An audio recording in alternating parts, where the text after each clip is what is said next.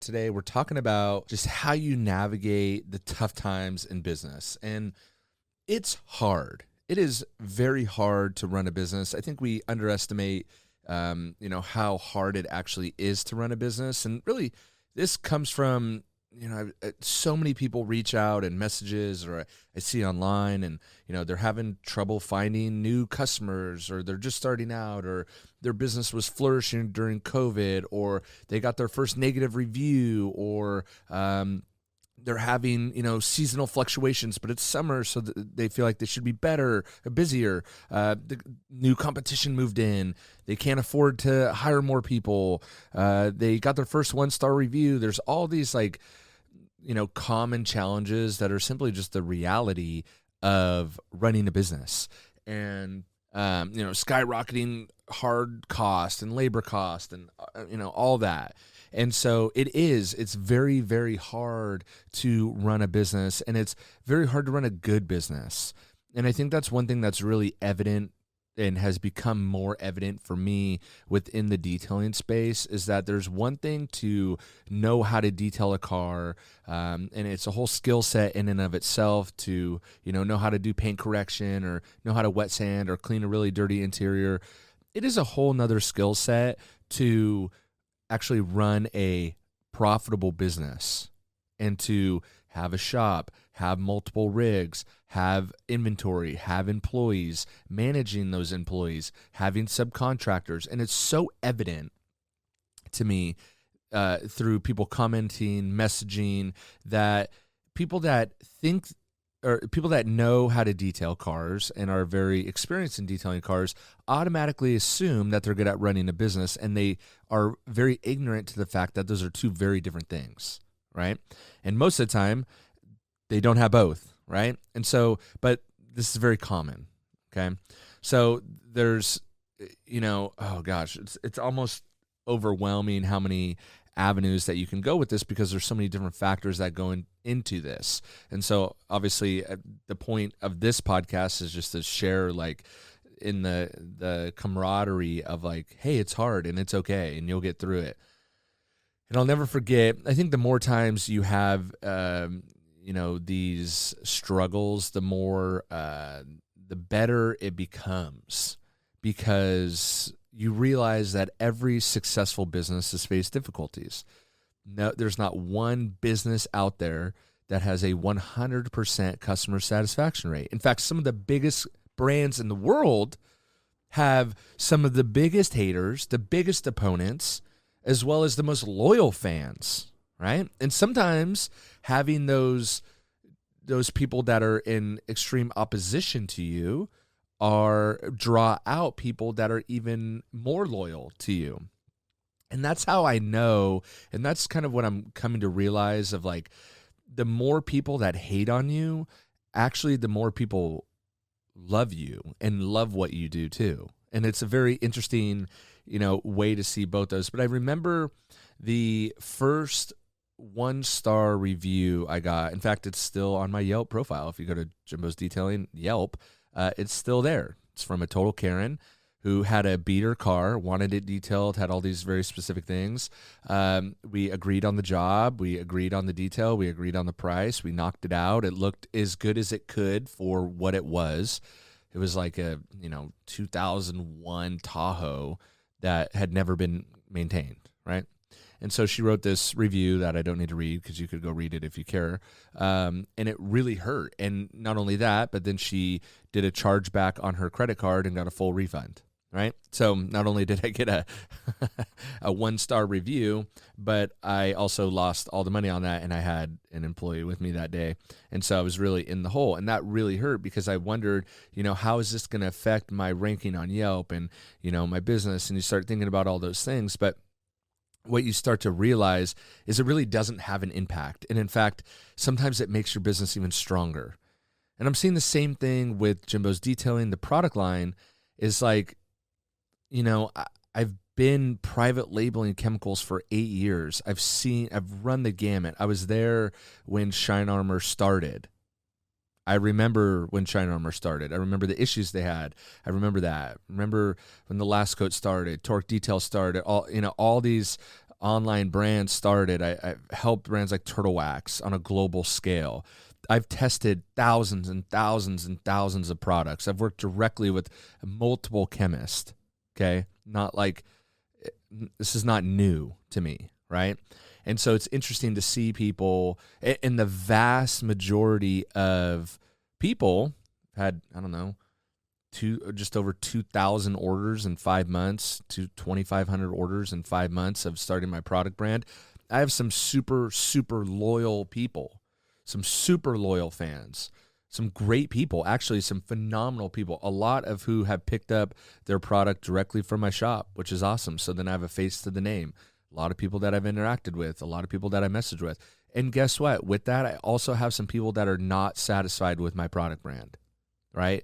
They feel like it doesn't do what I say it does. And guess what? That's okay. That's okay.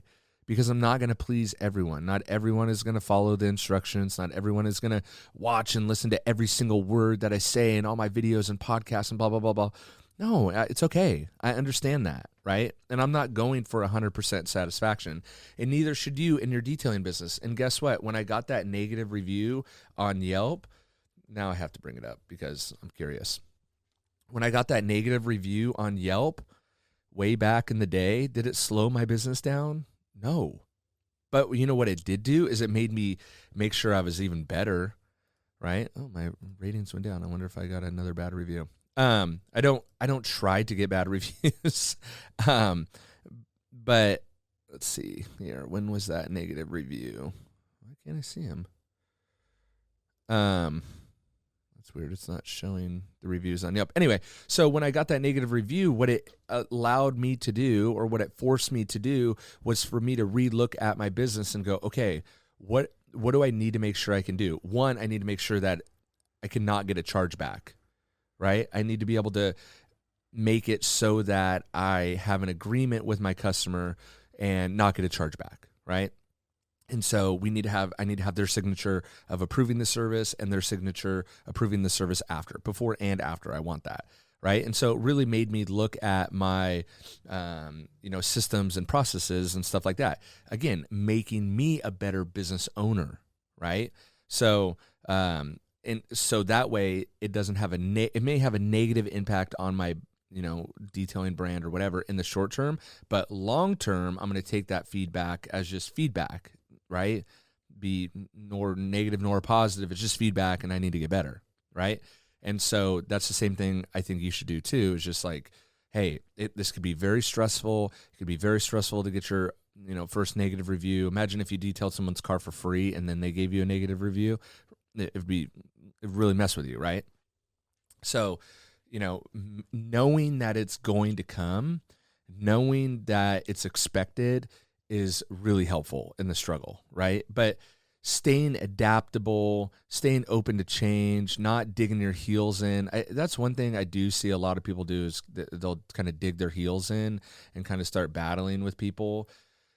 I just never think that's a good look. It's really hard to not do that, and super guilty of it, but it's really hard not to do that, right? So I really think the key is to take that feedback and say, okay, what can I do better? What can I do differently, right? And so that's what I do. Just like that example of getting that negative Yelp review, it was like, that was the final straw that was like, okay, I need a good CRM. I need to be able to track my customers. I need a checklist. I need to make sure all my T's are crossed, my I's are dotted, and make sure that I can't get a chargeback. I can't control a negative review. I can't control someone's opinion about my detail. I can't control someone's opinion about my product line. I could do my best from my experience, but I can never control what they are doing, what that person has going on in their life. Maybe this lady that got a detail just needed the money back. I have no idea. And you could spend forever guessing, right? You could spend forever guessing what ulterior motive someone has to give a negative review on your product line, on your detailing business. Maybe they have a son or a daughter that has a detailing business that's just starting in their local area, and in their twisted mind, they're like, hey, I'm going to use this guy and then give him a negative review, and that'll help my son or daughter in their detailing business. I don't know. Maybe they tried to start a detailing business and it failed. Maybe you had an employee that went out on their own, tried to do what you did in your local area, failed, and now is writing you a bad review. That hurts, right? And you're sitting back saying, man, I trained this guy for a year. He was my right-hand guy, and then all of a sudden he just up and left one day.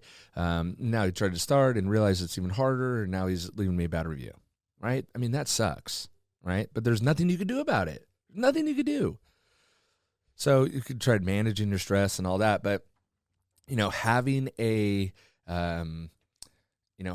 good foundation and knowing that mentally that things are hard and they're going to be hard and it's okay that they're hard, and looking for ways to, make your business better. Again, this could get into the seasonal fluctuations of wintertime, new competition in summertime, the financial pressures of, your payments, your rent, inventory, employees, taxes, all those things really come into account too. And they just make this really, really hard, right?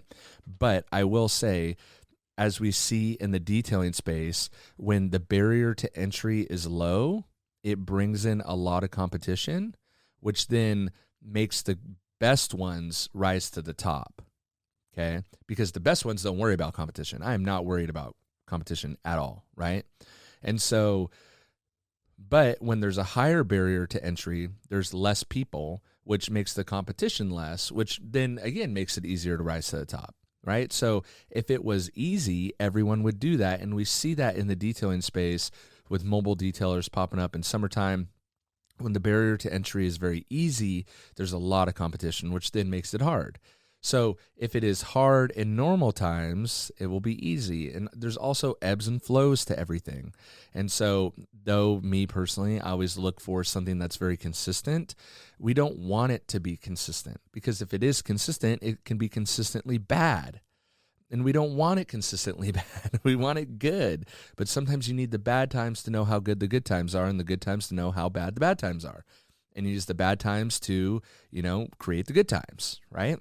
And so, this is more of a podcast to just say it's hard. It's okay that it's hard. Just keep pushing through, and, don't worry about the people giving negative reviews or whatever. They could be jealous. There's a whole host of things that could be happening. But on that example, because I had that happen to me too, of like a guy that was working for me as an employee for 6-8 months, taught him everything. He went out on his own and then, tries to disparage me. Had that happen too. It's just like, okay, here we go. Here's another thing that you got to deal with, and another thing that you got to, deal with, or, people doing or trying to do bad reviews on my product. And it's like, okay, not trying to get 100% satisfaction. I know someone is not going to like my product. 100%. And I'm okay with that, because I have so many loyal fans, so many loyal people that are probably listening to this that I really appreciate, that have tremendous success with my products. And so those are the people I lean on, right? And again, like I said earlier, I've been doing this 8 years. I've literally touched thousands of products, talked to tons of chemists, been in tons and hours and hours and hours and hours of behind the scenes meetings that the people that hate would never even be invited to. And so, it just is what it is. Just keep going. It's hard. Expect it to be hard, and keep doing your thing. So just know that when it's hard, I'm right there with you. It's hard for me too. It's hard for all of us. So, but it makes it worth it in the end. So if you're in it today, just look at ways. If you got your first negative review today, just look at ways that you can improve your detailing business, systems that you could put in place, maybe different products that you could be using, trying out different things. Look at opposition as an opportunity to get better at whatever it is that you're trying to do. Don't look at it as a roadblock or a brick wall in your way. Just look at it as not even a speed bump. It's a dip in the road, and maybe it slows you down a little bit so you can go through the dip, and then you're on your way again, right? So with that, if you want to, support my product brand, which I really, really appreciate, you could go to jimbosdetailing.com. You could use code podcast or use code FIRST, FIRST. Code podcast is going to give you free shipping, and code FIRST, if you spend over $100, is going to give you the $30 XL drying towel for free. So it's a good value either way. Got you covered. I appreciate your support, and I will catch you guys on the next one. See ya.